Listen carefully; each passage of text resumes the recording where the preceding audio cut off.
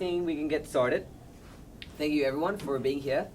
I think today's panel is very interesting. We're going to talk about a topic which is top of mind for many people, and we're going to talk about the two sides of the coins for deepfakes. And on one side, the deepfakes, we know that it's a new source of creativity to create new content for content creators and more. But at the same time, on the flip side, we are seeing problems with misinformation and manipulation. So I think that's why we've got a very interesting set of panelists here that I'll present in just a second that will be willing to go through all those questions about deepfakes. So yeah, on one side we've got Ben Colman, which is the CEO and co-founder of Reality Defender, which is the company that uses APIs and different web apps to detect manipulated and AI-generated text, video, and all sorts of documents and text. And on the other side, we've got Telano, yes, wonderful, which is the CEO and founder of VoyceMe, which is a company that creates and puts together a community of manga and anime fans, and also generates content and comics through the network. And you know, they're both very successful entrepreneurs. And recently, Reality Defender won the award for the most innovative startup in one of the leading cybersecurity forums. So yeah, just give it a round of applause for our speakers. Thank you very much. Yeah, I guess just to get started, would you like to introduce yourselves? Sure. To the public as well? Yeah, Ben Colman, co-founder and CEO of Reality Defender. We're a 43-person team based in Tribeca, down the street, focusing on deepfake detection for use cases across real-time audio, but also video, images, and text detection. All of our models are developed in-house. For the researchers in the audience, you could see a lot of our peer-reviewed papers on CVPR, NeurIPS, DCCV, and we're excited to be selected for upcoming conferences for a new paper we'll talk about as well. Wonderful, thank you. How about you, Dylan? Thank you. Hello everyone, I'm Dylan Telano, the CEO and founder of VoyceMe. We are the fastest growing anti-manga platform. What does that mean? We have a UGC platform for you, me, anyone around the world can post their manga on our platform and benefit from our tooling. We're at the same time, we're actually the largest studio within all of North America creating original manga and webtoon stories. What we do, we take those stories and distribute them right to our platform, and we help work with creators to publish, to grow their stories on this platform. What makes us a little unique, we have what we call story tech. VoiceMe has one of the most advanced manga, consistent, ethical, generative AI tools in the space right now, where actually our creators use it to help them reduce their burnout, generate more revenue from their content, and as a whole be able to tell more of their voices. Nice. And if I'm not wrong, you have around 8 million monthly users that use your platform, which is, you know, is a huge achievement. And also following up on what you just mentioned of ethical AI, Yeah. I guess, could you help define to the audience what ethical generative AI means, and sort of, you know, demystify what those negative connotations of deepfakes and generative content could look like? Yeah, that's a great question. So I'll break that answer apart in a few ways. The first thing is I'm going to claim I have my own opinion on ethical AI, everyone does. And I'll speak about it from the generative image perspective. There's multiple uses of AI and the ethical uses of it from all different industries. For our case, when we think about ethical AI, creators and artists in this space work hours. They work an average 80 hours a week, 7 days a week. If you're a professional manga artist within Japan, your average life expectancy is 60 years old. That is 20 years younger than the average Japanese citizen. Why? Because of the burnout, the pressure, the stress, the environment you're put on to create these constant stories. So when we think about ethical, these creators giving up their life to create their stories, but then there's companies taking their artwork, scraping it all, putting it into a greater model to help others just instantly create other stories that, if I can be frank, are half the quality of what was the original creator. So when we think about ethical, we think about it in a few ways. The transparency. It's really important to us that we are actually open with how we use generative AI, and I believe that's a very fundamental key to the industry as a whole. We're open. We say we use generative AI tools to help our creators live better lives, to help them create faster, and help them tell more stories that you all want to consume faster. Under that mentality, we find that users like it. Kind of digging a little bit deeper into that ethical element, it goes back to source. You have to know whose artwork, whose data you're training your content with. When I say ethical at VoyceMe, all of our models, all of our fine-tuning is trained by artwork that we have created. We own the proprietary artwork too, or artists give us the permission to use it to train a model for them. And then the other side is the last side of the equation in my mind, is then the revenue side. You have to appropriately give the credit to the creator who worked on the content. It doesn't matter if you wrote in this prompt and you generated this image. An artist technically made that. They made the original image to train your artwork. So for us, and what I believe is ethical, is that we actually tag that original artist as the artist on these new properties, where you can directly go back to who's the creator that made this data source. Then we think about it from the revenue point of view. That creator on these new stories on other stories using their artwork don't just get credited, they get royalties from it. So they are treated as an artist. So that's when we think about generative AI, that's kind of how I think about it. And to answer quickly the second part of that question, more about on the deepfake side, it's a bigger question. And I think, at least for me, I think it's really important when you think about future technology, is that you have to acknowledge both sides of the equation, the good and the bad. There's a study that came out, like 95%, 96% of all deepfake material on the internet is malicious. So by nature, deepfake technology, you have to assume that it will be used in a malicious way, in any content. So, but there is a positive. There's a 4% that's being used, and how is that being used? In my mind, that I see it, it could be used in like an education. It can help children learn more from watching from historical figures, making education more engaging, bringing voices to characters, to ears, to that children pay more attention to. And there's really interesting studies out there that show that from like University of Illinois, I think, they did a study, and it was like their student base learned 60% better from being able to use technology like this that create visual representation to the content that was learning. And I think that could be catered down to multiple in different industries. It could be used for human rights activists. They can hide their face. They can hide their persona when they have to explain news in a situation where they couldn't. It could be used in media. Now, this has to be very careful when it comes to media. It goes back to the ethical side. But when I think about the use of it, it could be used to help tell new stories, create characters come to life. So there's a lot of different uses, all across media, just like any technology, but you have to be very careful about when you think about the word ethical and how you actually use the technology itself. Thank you so much. Yeah, I guess that's a pretty good example in the good usage of generative AI. And I guess on the counter side, Ben, you probably have also many examples in which this technology perhaps is not used to the best and it has some malicious. So perhaps could you tell us a bit more about some dangerous use cases that you've seen in the technology from the defender reality side? Yeah, a lot of the comments Jill mentioned are absolutely true, but it's actually a lot worse than those numbers. The most recent stats, over 98% of generative media is malicious, and 99% of that is AI-generated non-consensual pornography, including non-consensual AI-generated child pornography. And so among all pornography, it also, nearly 100% of it is targeted toward women. And in a world where anybody's LinkedIn photo or a YouTube video can be used really easily without any technical abilities, it's really a challenge for really all platforms everywhere to protect against anything because no regulations require them to do anything yet.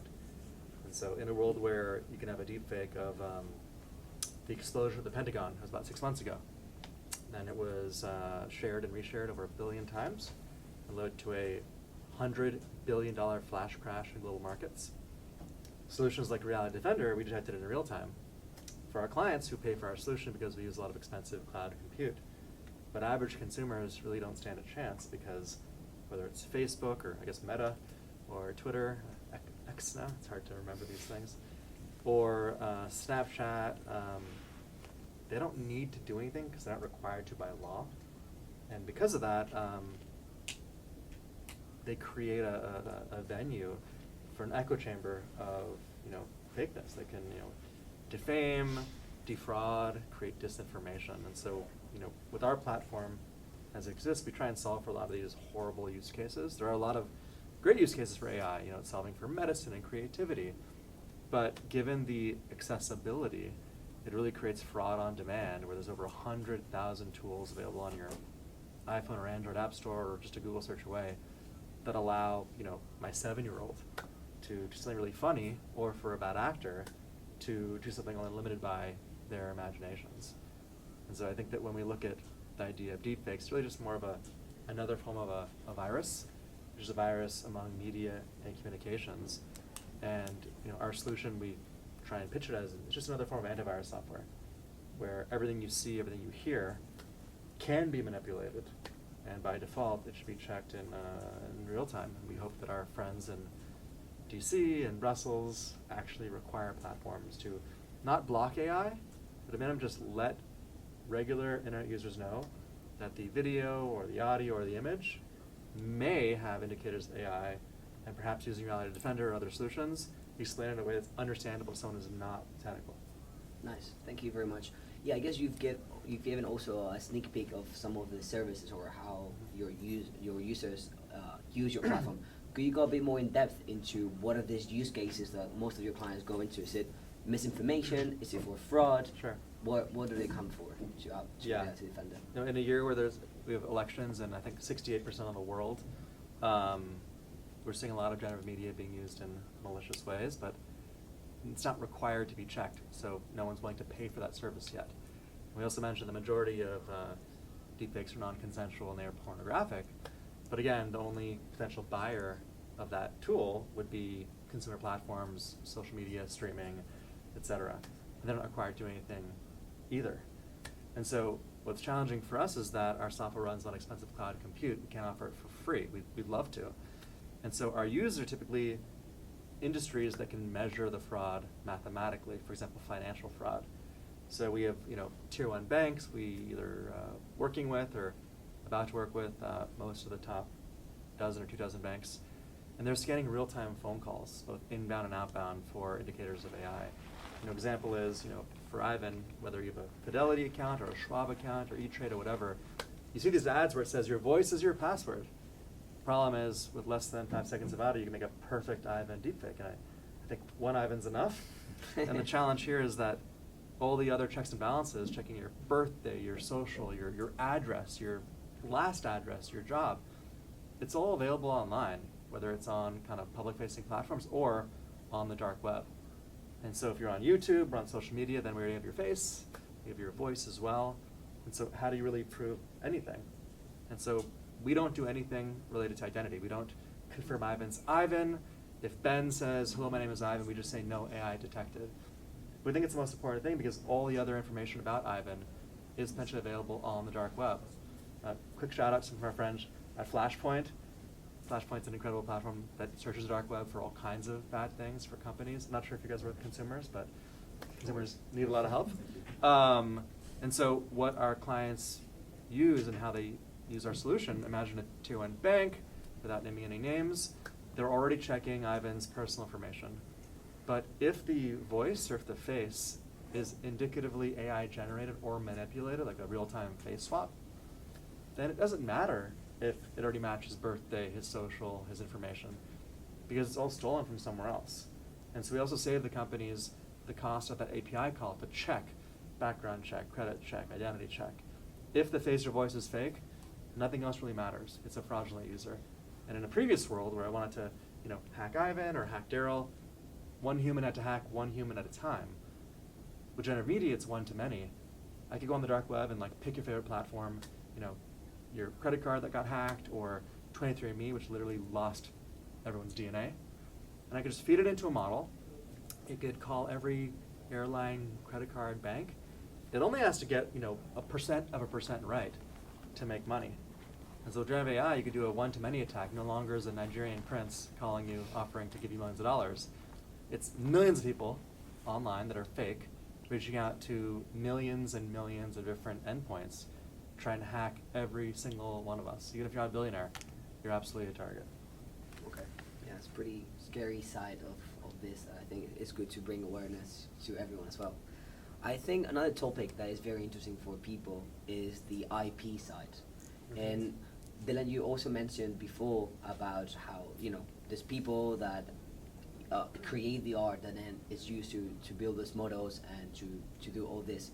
So what's your side on who should own the IP for any generative AI content? Is it, you know, on the creator side, or is it the person who's building the prompt? Is it somewhere in the middle? Yeah, just I guess want to hear your thoughts on that. Yeah, it's a great question, and I think that's a question, IP, that we won't hear the answer for probably about 10 years. I think everyone will have a different idea to it. I think when we think about, or at least I and VoyceMe, we think about IP, we think about what actually is copyrightable, right? The characters, the story, the theme, not the background, not the sword per se, not the flames, right? So that's the most important thing. Who is creating the idea, right? If it's an author that's creating everything and then working with an art and then using an AI tool to create them, work with them. Well, right now how that's structured, just generally in the market, is the author would own the IP, then the authors would join in and get a percentage of that IP. So in that scenario, it would be no different just carrying out on the market, where creators would continue to own IP, the artists get onto that upside. But what gets really interesting is when the art almost is the IP. When people start to understand an IP as an art style, when people start to think of it in a one-dimensional thought or associate the storyline with this specific art. And then it becomes a question, who then really owns that IP? And I think it once again just goes back to the original thesis, and you can kind of see how everything falls back to it of who worked on the original characters, who worked on the original ideas. Just like any IP discussion for the last 30 years, it's the same. AI is just is a tool. And the way that we think about it in an ethical way, where we're actually crediting, working with an artist, we know who trained the tool, the model that you're working on. It's very simple to be like, that artist is now getting attached to a new project. And what we have found, very interestingly, is that when we do this sort of deal and this collaboration between an author and an artist under our company, VoyceMe, artists love it. Because they can just make one story, they can focus on their own passion, and they have their own art style that other people are using. Now it's getting their name out in the market for free. They don't need to do any other work. They don't need to work another 80 hours a week, and they get royalties from it. So now when these stories are exploding, it's almost like they're licensing their art style to millions of people. And artists are loving it, because there's been no way to monetize their data scraping currently. That's just happening in the market. Creators, I mentioned it earlier, are struggling to make money in the first place. So this is now another option for them. So it's really interesting how we're seeing it there. Yeah, thank you. Yeah, I like to see the win-win, which ones can make it and then they can leverage, you know, the AI that other people are creating. I guess, Ben, I'm interested to see what are your thoughts on that side, to see whether, you know, as he said, there's different opinions in that, and everyone's going to have one. I wonder whether you think there should be a regulator, an entity perhaps like Reality Defender, that's going to set some rules and some barriers and say, okay, this is how we're going to regulate it. Or you think that intellectual property should not be regulated? I guess, what are your thoughts? You know, I think that looking at other areas of the world that are a few years ahead of us in terms of regulations in the space, they don't reinvent regulations. Looking at regions like Singapore and Taiwan and Japan, even China, that have regulations on this, not only on the IP side, but also on the use of generative media to use that IP. I think we could all agree that, you know, we're on Zoom hours a day, at least I am. Sometimes I don't want to be on camera. Sometimes I don't even want to talk, or I can't talk to someone on an airplane. For the next 12 months, you'll have a AI avatar of you. Now, permission deepfake. I also have a permission deepfake audio, so generative audio as well. And the question is, how do you prove to Zoom or Teams or Google Meet that, you know, proof of identity, proof of data consignment, proof of permissioning, proof of when's the last time it checked you. But these are also really normal cybersecurity items, just applying them to a new medium. And so I think a lot of it just comes down to education, both in terms of how do you prove you're you, but also how do you protect yourself from bad actors. But it's hard. You know, I have parents who are a bit older, just explaining to them how multi-factor works and why it's better than two-factor or text messages. It's a challenge. Yeah. So, you know, I think on our side we're hoping that Reality Defender, but also just solutions in general for consumers can be made in a way that you don't need to be an expert. Like, it just kind of works. And you have companies like Apple that are, you know, saying by default we already built in all these privacy and security identity tools, as opposed to other solutions which kind of require you to become an expert. You know, things like password managers. Show of hands, who uses a password manager? Yeah, almost everybody. You know, can you explain to your grandparents how to use it? Like, it's not exactly intuitive, and even for me, it doesn't always work the way I want it to. But I think we're getting close. The challenge is technology is moving much, much quicker than regulations and educations can to catch up. Nice. Okay. Thank you very much. Yeah, I guess you're talking a little bit about the future, about perhaps what's coming and what we can expect to see in the next few years. What are the set of milestones that are coming for both of you that you think is gonna set like an inflection point in your company or your technology? Yeah. I think for us it's this kind of race of computation using cloud compute. I think we're potentially very close to being able to run a lot of these things completely locally on laptops and on phones.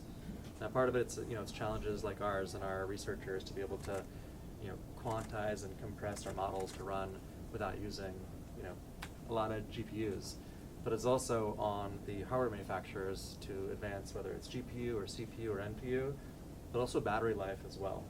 I mean, just running regular things on my iPhone, it sometimes gets a little bit too hot to even hold. And we're looking for kind of an order of magnitude more compute. So we need to figure out how to use less compute, and they need to figure out how to be able to support kind of more compute than currently is available on phones. But if you look at NVIDIA or AMD or even Intel, they're on the path. We're probably 12 months, 14 months away from that. But it couldn't happen fast enough. Yeah. We still need it today. Nice. Okay. I guess so. Are you guys counting that you're gonna get that compute in the future, or you're still being more conservative with the features you build so that you don't get any surprises? I think we're preparing for all eventualities. We'll be presenting at Money 2020 at NVIDIA's booth, and we'll have a few exciting kind of live announcements and showing there, and people can actually play with it. But I think that where bad actors are, and again, these are tools available to everybody, unfortunately, but everyone in this room could right now on a local machine be Elon Musk or Arnold Schwarzenegger or people in a much more nefarious way, and do a live kind of face-to-face, real-time fake. And that only has become possible in the last few months. And so that is all going to get better / worse, depending on how you think about it. But there's a whole world of opportunities for cybersecurity companies to kind of solve some of the KYC and ID verification functionality that's needed, but then needs to be simplified in a way that grandparents can figure out how to use it. Nice, interesting. Thank you very much. What about you, Dylan, for VoyceMe? What are the next set of milestones that you're looking forward to? It's a great question. I think I like to break down the answer for us, I guess, at least from a product roadmap perspective. There's two things that within our space we need to solve for. And I'll answer it by just presenting a real situation to all of you here. Think of any comic, think of any manga, think of any graphic novel. Imagine a sequence of a character getting punched, falling through 3 images, hitting a brick wall, and there's an explosion of bricks. How in the hell do you describe that in a generative AI prompt? How do you get all those characters to be consistent? How do you get each image to connect to another? How do you make sure the shading is the right shading? How do you make sure that the character falls from this image at an angle to this one? How do you get the angle of the brick to hit in the explosion? Very little solutions out there, especially none for manga. What we have built and what we're building is the consistency angle. That's what makes, honestly, our tooling so unique, and that's why our creators are using it. It's because you can upload 15 images of a character, and then whenever you could call that character Bob. Whenever you need to, you can place a mannequin down, you can just say, this is Bob, and it will always generate Bob. Then you can just swap the clothing. Let's just say a t-shirt. You can say Bob with t-shirt, and now you have Bob and t-shirt on any of the positions that you need. So consistency in carriages, consistency in shading, consistency in everything. That's like the most important thing that very few people have a great solution to, and that's where we kind of excel in. So I think that's the biggest part for us. And then more to kind of down that stream is what is the simplest amount of input that a creator can give us to train them an art style? Right now, it's like, we actually got it really low. It's 1 chapter. That's like 50 images. And we can train a whole art style and all the consistency around that. But now how do we get that smaller? How do we just get the layman creator to send 3 images? And then we can train a whole character model around that so that it can be consistent. So it's kind of where we're going and building on our roadmap here. Lovely. Thank you so much. Yeah, I guess just to finish off, I would like to let anyone in the audience to ask any questions you might have. I'm a software engineer, so I'm just wondering, how are you making sure that there's consistency, and you mentioned that you don't actually use public data to train the models, so how are you training the model for free? Great question. Yeah, so I've been working on VoyceMe for 6 years now, which is crazy to say. VoyceMe's been live for just under 3 years. We have been the largest studio producing content at the fastest velocity, at the highest quality and quantity for the last 2.5 years. We have thousands and thousands of proprietary data, artwork that we've been creating our whole lives without even knowing that one day we'll look to make it into a model. With that, we have tens of thousands of specifically manga scripts, a medium bust shot, a behind the 3/4 shot behind the right shoulder, very specific manga cues that our tool knows, reads it, and understands what does that actually need to mean from a generation point of view. Then when it comes from the character point of view, we have specifically trained checkpoints where we fine-tune each model, where we basically, each model self-checks itself. So as it almost generates this first image, it's like, does it actually look like the images that were uploaded? And if it doesn't, it keeps kind of fixing itself internally until it has as close as it can to a perfected image.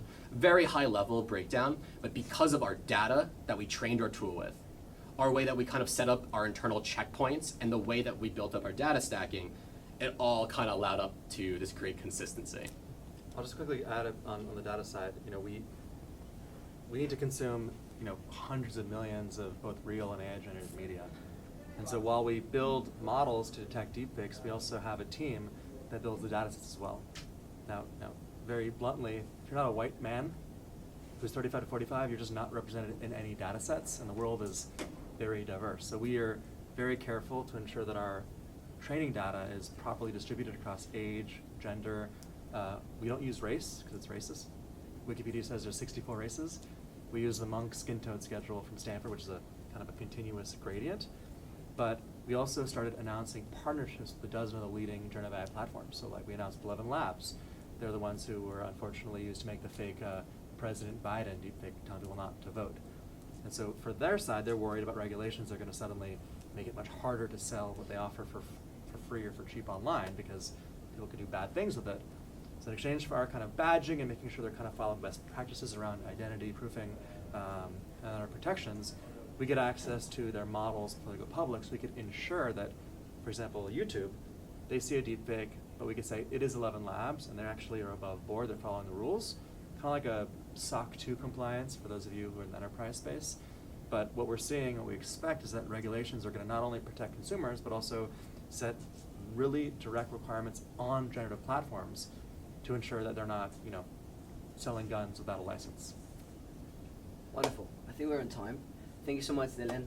Thank you so much, Ben. It's been a pleasure. Let's give it up for our speakers. Thank you so much.